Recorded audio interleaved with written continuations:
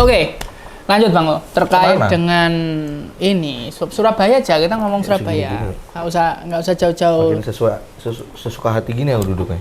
Ya boleh ya. Karena begini. orang kalau udah duduk kan biasanya sesuka hati. Iya benar. Iya kan? Kalau udah duduk kadang lupa Iya. sama yang di luar. Udah pakai AC dia lupa main. Iya. dulu. Apalagi kalau Bang tahu kursi di sidang di paripurna itu enak loh Bang. Empuk sekali Bang. Banget ya? Empuk. Iya mahal, harganya mahal. Iya makanya. Miliaran. DPR RI berapa harganya? Miliaran. Aku pernah hearing di DPRD Kota Surabaya itu Bang. Bah, itu kursi itu langsung lho kok gini ya? Memang ini apa namanya? Nggak salah kalau misalkan DPR itu Dewan Perwakilan Rakyat. Jadi mewakili yang enak-enak, mewakili kursi yang enak. Cari apa Bang? Nggak ada, kita lihat-lihat aja dapur nih. Oh, tak kira cari jabatan. Waduh, bisa ya diatur? Bisa. Ya kayak Surabaya sekarang kan banyak yang lagi cari-cari gitu kan. Cari-cari Banyak. proyek. Apalagi pengaspalan di 1627 titik. Oh bukannya 1157? Wah, enggak. 1157 perbaikan jalan. Iya. Ada beberapa titik juga yang Luar biasa, Surabaya ini akan bisa dilewati oleh Ferrari, Lamborghini, mobil-mobil mahal. Semua bisa dilewati.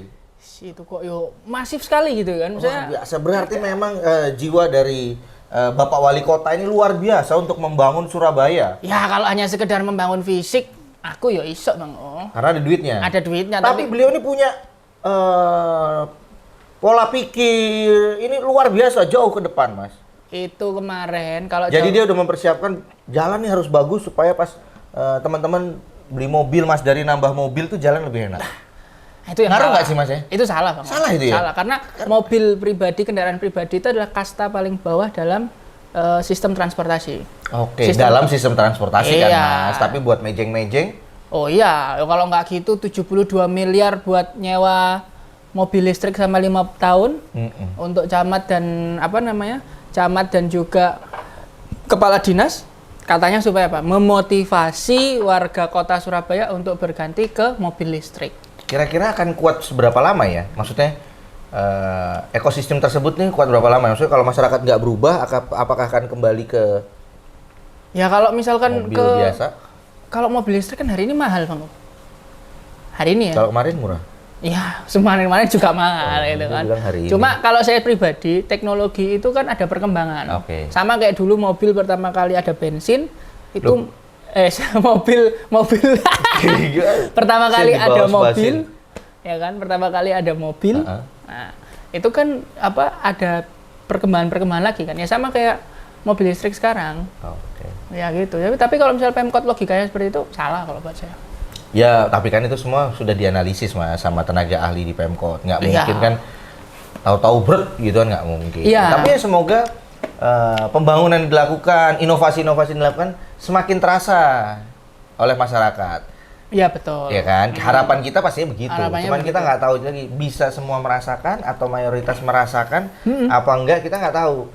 Ya kan? Tapi kita coba mungkin ke depan Mas Dari ada jalur bisa ngobrol dengan orang-orang terdekat dari wali kota. Kan banyak anak-anak muda juga. Oh banyak Bang. Ya kan yang di sekitar Pak Wali Kota yang sering update-update. Iya, betul, Ya kan? betul. Wali Kota di mana dia update-update Betul, apa itu semua. yang istilahnya itu ya kalau kata Pak Bambang Pacul pasang badan gitu ya. Iya, itu mereka pasang badan apa enggak ya? Ya, kelihatannya pasang badan. Oh, itu berarti orang-orang itu mungkin pas zaman pemilihan dulu udah berdarah-darah udah banget. berdarah-darah. Makanya beliau dikasihlah Dikasihlah kedudukan. dikasih kedudukan membantu untuk mensosialisasikan pembangunan yang dilakukan ataupun kinerja dari Pak Wali Kota. Iya. Bisa ya mungkin beberapa waktu ke depan kita undang teman-teman. Bisa. Biar ngobrol. Iya, benar-benar. Ya kalau kita bisa sih kita harus ngundang beberapa organisasi kepemudaan ya. Pasti. Organisasi kepemudaan yang ada di mana namanya? Di Surabaya. Iya. Mau itu Karang Taruna. Cak Ning. Iya kan? Karena menurut saya Cak Ning itu pelopor. Pelopor, betul. Karena tidak hanya sekedar ini ya, duta pariwisata ya Bang. Betul, dan bukan hanya mengandalkan paras, teman-teman. Nah, benar. Ya kan, bukan hanya ganteng, bukan hanya, tapi setahu saya mereka juga harus punya kapasitas intelektual yang baik. Betul, intelektual yang baik. Betul. Menurut saya sih cocok dia untuk bisa membawa membawa berita, membawa aura positif tentang Surabaya di luar. Iya, betul. Bahkan juga ya namanya pemuda itu kalau kata Tan Malaka itu idealisme pemuda, kemewahan yang dimiliki oleh pemuda itu adalah idealismenya Bang. Betul. Jadi aneh kalau misalkan Jadi idealismenya tentang apa diposting, tag semua Iya itu betul. bisa idealisme juga ya. Betul, lebih ke pragmatisme. Tapi ya udahlah, pokoknya kita cuma bisa sampai begini aja karena nanti kita coba Mas Dari untuk mengulik lebih dalam dari teman-temannya karena ini juga teman-teman kita pengen tahu apa sih yang dilakukan, apa cuma posting-posting aja gitu. Karena yang kita lihat cuma posting-posting aja dan betul. apakah benar memang se-eksklusif itu mereka? Ya kan, kelompok itu kita juga nggak tahu. Tapi kan kalau nggak kenal nggak sayang. Iya, Jadi betul. kita harus ngobrol lebih dalam. Semoga Mas Dari bisa segera menghadir. Iya Bang. Iya kan? sih, karena karena ada beberapa kawan kita juga ya, misalkan seperti Ketua Karang Taruna. Itu masuk di itu, enggak kan? Apa? Oh enggak, tapi kan itu juga bagian dari organisasi kepemudaan yang ada di Surabaya. Oh tuh. iya. Mulai dari Karang Taruna, Surabaya Next Leader, terus kemudian ada Cak Daning, Paguyuban Cak Daning. Jadi itu menurut saya sih potensial ya untuk untuk dikulik ya Bang ya, terkait dengan cara pandang mereka sebagai seorang pemuda dalam melihat pembangunan kota Surabaya gitu. Karena ya kita bukannya sekedar nyinyir aja ya Bang ya, tapi itu adalah bagian dari kritik terhadap pemerintahan kan. Nah, meskipun ada yang mengatakan rumah solusinya apa ya kan, kita cukup mengkritik, solusinya ada di pemerintah kan. Bener, kalau nanya solusi ke kita ya bawa kita dulu di dalam sistem itu. Iya nggak? Karena kita dari dulu sudah mengkritik, tidak dengar juga. Kita kritik lagi, kita kasih solusi, apa ya didengar, apa ya dilakukan. Nah, itu iya kan. Iya, makanya. Gimana? Ya kan? Jadi saking meledak-ledak sampai ke sini ngomongnya, harusnya ke sana. Jadi emang seperti itu Bang O kondisinya. Nah, itu tapi juga ini karena situasi Surabaya seperti itu Bang O. Tingkat keterpilihan wali kota itu tinggi hari ini. Itu menurut siapa ya Mas ya? Karena ada beberapa survei. Bener, karena saya juga melihat di lini media sosial itu banyak yang sudah antipati. Ya betul. Terus ngobrol dengan beberapa orang, ada yang suka, ada yang minta lanjutkan, ada yang boh lah pokoknya ini. Nah, itu juga bisa, yang kalau asumsi saya sih kalau yang bilang boh lah selama saingannya untuk pilkada nanti nggak oke, kayaknya masih tetap bersama Mas. Iya betul. Cuma ya itu tadi maksudnya kalaupun tidak ada, ini kan kemarin Ahmad Dhani mundur tuh. Iya, dan ini kalau teman-teman sadari ini adalah poin yang dilupakan oleh MK sebenarnya. Iya. Karena sebenarnya kalau MK tidak menganulir atau tetap bisa memberikan kesempatan tanpa harus mundur, jadi pasti tidak akan kebingungan seperti ini. Pasti tidak akan kebingungan. Tapi ini ada poin positifnya juga, menjadi regenerasi muncul. Betul. Cuman hari gini setelah bertarung di pilkada dengan dana yang begitu besar teman-teman, terus mereka harus turun lagi di pilkada. Iya berat. Tapi ada partai teman-teman yang kalau mau maju di pilkada dia harus maju dulu di pileg. Ada partai yang begitu. Ada gitu ya Bang? Iya, Partai Golkar. Partai Golkar kalau mau maju di pilkada November dia harus maju dulu di pileg. Untuk membuktikan kekuatannya. Betul. Dan ternyata Golkar menuai hasilnya. Iya. Kemarin sempat ngobrol dengan Ketua Golkar Surabaya. Oh gitu. Dan beliau nyampaikan ada trik seperti itu yang dilakukan oleh DPP Golkar. Ya tapi masalahnya kalau di Surabaya sendiri belum ada gerakan apa-apa juga sih Bang O. Belum. Ya kan? Ini semua masih dengan penuh kehati-hatian ya kelihatannya. Betul, dengan Ahmad Dhani yang sudah mundur, terus juga hubungan antara wali kota dengan partai pengusungnya terdahulu juga nampaknya belum hangat juga. Belum hangat. Terus bahkan justru hangat di kanan kirinya. Iya. Kemarin juga ada beberapa cuplikan foto yang beliau makan malam dengan Presiden Susilo Bambang Yudhoyono. Iya betul. Ya kan, mendukung tim basket Lavani. Terus kemudian ada Mas Ahaye. Iya, terus beliau juga nampak senang sekali nonton sepak bola bersama Ketua Golkar. Itu baru tak bicarakan. Ketua Gerindra. Jadi menurut saya beliau ini oke juga Mas Eri. Iya, beliau menjaga semangatnya untuk di November ini luar biasa. Iya. Itu jadi, menarik itu Bang O. Jadi luput satu bisa dapat satu ya. Iya, menarik itu. Karena kenapa kok hanya ada 2 ketua partai itu aja yang nonton bola kemarin? Kalau nonton bola bisa Mas, nggak bisa dipaksakan karena itu bicara suka dan nggak. Iya, cuma kan nggak harus. Kalau 2 itu nggak masalah menurut saya, itu bukan di situ masalahnya. Tapi kemesraannya itu. Nah itu maksudnya kalau hanya 2 bukan suatu ini, Mas. Betul, cuma kan intimasi antara antara Mas Eri dengan ketua Golkar dan ketua Gerindra itu sudah lama, sangat dekat gitu loh. Dekat yang lama gitu loh. Dan mereka menunggu juga nih kalau nggak turun rekom dari Bu Mega, mungkin bisa pindah. Nah, bisa pindah haluan kan kayak gitu. Tinggal dicari wakilnya siapa, karena betul. Kan nggak mungkin wakilnya dari Cak Ji juga kan. Cak Ji, betul. Bisa juga Cak Ji maju juga. Nah, ya kan, PDI sesama kader, ya kan. Iya betul. Dengan putra dari Bu Risma.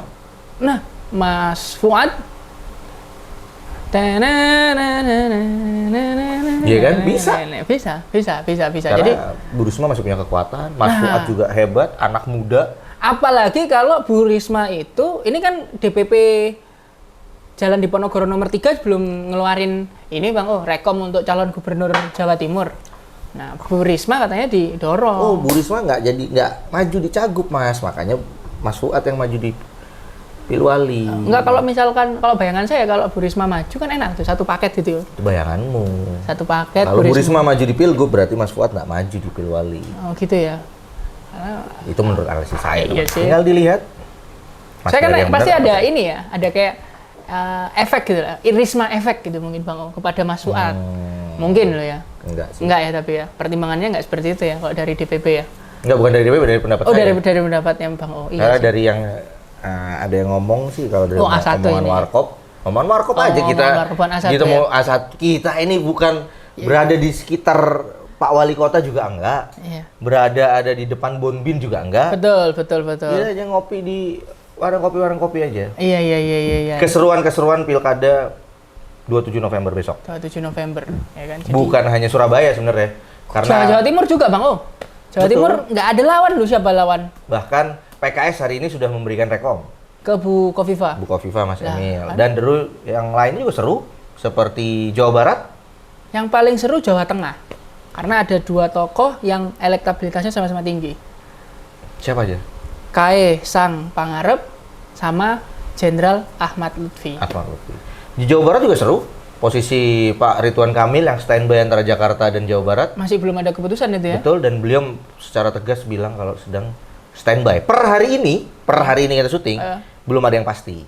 Iya. Sama-sama, berarti partai-partai politik itu sama-sama menunggu ini ya? Menunggu movement dari gerakan dari lawan juga. Kalau di Jakarta, Kabupaten Bogor, Kabupaten Bogor, Kim sudah pasti tidak bersatu. Karena Golkar punya jago sendiri, Ade Jaro, terus Gerindra juga punya calon sendiri. Iya sih. Terus di Jawa Barat, wali kota Bandung juga kan istri dari Ridwan Kamil. Ya kan? Jadi, seru. Atau mungkin di Palu tuh Sulawesi mana ya? Sulawesi Tenggara. Sulteng. Iya. Hah? Palu. Sulteng itu Sulawesi Tengah. Sulteng kok Sulawesi Tenggara, teman-teman. Kalau gimana Mas Dari? Sulawesi Tenggara apa? Sultra. Oh iya, Sultra, betul. Kendari ya. Iya, ya, Sulteng. Di Sulteng juga seru. Karena gubernurnya ini akan bertarung dengan Pak Ahmad Ali, wakil ketua Nasdem. Gitu. Jadi Pak Ahmad Ali ini yang menjadikan beliau, Rudi Mastura ini, dan sekarang bertarung mereka berdua.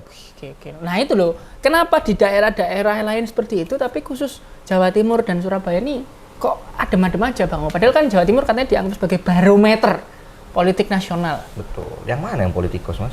Wali kota saya birokrat. Iya sih. Ya nggak, misalnya tokoh-tokoh partai-partai ini loh, tokoh-tokoh elit ini loh. Mungkin terjebak sama situasi atau terlalu nyaman, ya kan? Akhirnya belum sempat melakukan regenerasi untuk figur-figur politiknya di masing-masing partai. Hari ini yang luar biasa mungkin hanya Gerindra. Iya, terus ya, kemudian terus Golkar, pemimpinnya muda, ya kan? Terus kalau PSI jelas, karena dipimpin anak muda. Tapi kalau yang lainnya siapa? Kalau PDI ya Mas Awi masih oke lah. Terus kalau Pak Said?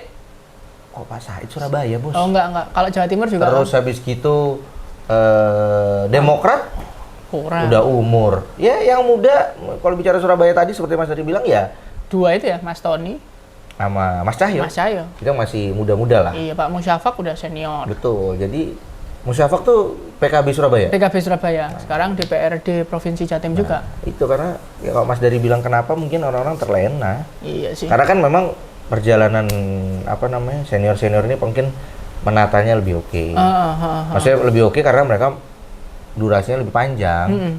Apalagi kayak Mas Tony itu kan itu sekarang periode kedua kan ini Bang. Iya, periode kedua. Nah, sebenarnya dia sudah punya sangu yang cukup sih kalau menurut aku. Cuma tadi karena sangu untuk ya sangu misalkan entah itu berkontestasi untuk di 27 November. Cuma karena tadi kendalanya adalah mungkin kehati-hatian dari elit-elit partai politik untuk maju itu, daripada mereka maju terus kalah harus mengundurkan diri kan eman juga ya. Misalnya dia nggak ada jabatan publik kan juga bingung Bang. Ya kan akhirnya ya wes. Itu tadi kata Bang lebih ke zona nyaman. Bicara kehati-hatian, kita berdua juga harus hati-hati. Harus hati-hati karena sudah mulai beberapa waktu ke depan masih terus bergulir keadaan politik yang belum ada kepastian. Iya. Semoga dengan take video hari ini memberikan insight ya Bang. Memberikan insight. Segera ada solusi kepemimpinan Surabaya agar bisa menjadi pertarungan kompetisi yang baik. Ya. Karena kita berdua melihat bahwa kalau lawan kota kosong nggak oke, atau mungkin di Jawa Timur juga muncul figur-figur yang bisa meramaikan, atau di kancah nasional sendiri banyaknya figur-figur muncul di berbagai daerah, pastinya membuat libido politik dari orang Surabaya dan partai-partai politik Surabaya lebih bersemangat. Tapi kalau misalkan sampai detik akhir tetap kota kosong gimana Bang? Saya nggak tahu. Nah, kita akan menjawab lagi lebih detail dengan orang-orang yang pastinya bintang tamu. Ya kan, yang bakal lebih berkompeten dibanding kita berdua. Betul. Kita ini hanya bisa ngobrol di dapur. Ya kan, kita akan berkunjung ke mereka di mana berada. Kita ngomong panjang lebar, tinggi, luas. Panjang pendek itu trailer bos. Ya. Oke, wabillahi taufiq wal hidayah. Mohon maaf. Ada salah-salah kata. Sampai bertemu lagi di hari apa ya? Dapur politik di hari Selasa. Oh iya, kita di inilah. Senin dan Jumat ya. Senin dan Jumat. Jangan lupa teman-teman, maaf ini baru dapur politik. Jangan lupa subscribe, komen di Menyala Project, ya kan. Dan kasih kita di komen-komen, kasih kita pencerahan. Betul. Kita harus ngundang siapa atau bahas siapa. Sama kalau mungkin kritik, pemikiran apapun yang liar, tulis aja di komen ya. Betul. Ngomong soal wali kota apa, semua bebas. Karena semua akan ditanggung produser. Oke, terima kasih. Bye bye. Bye bye.